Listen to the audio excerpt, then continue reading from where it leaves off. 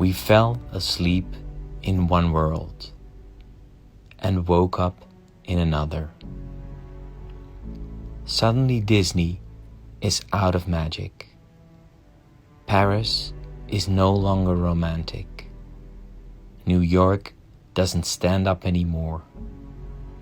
The Chinese wall is no longer a fortress. And Mecca is empty. Hugs and kisses suddenly become weapons, and not visiting parents and friends becomes an act of love. Suddenly you realize that power, beauty, and money are worthless and can't get you the oxygen you're fighting for. The world continues its life, and it is beautiful. It only puts humans in cages. I think it's sending us a message. You are not necessary. The air, earth, water, and sky, without you are fine.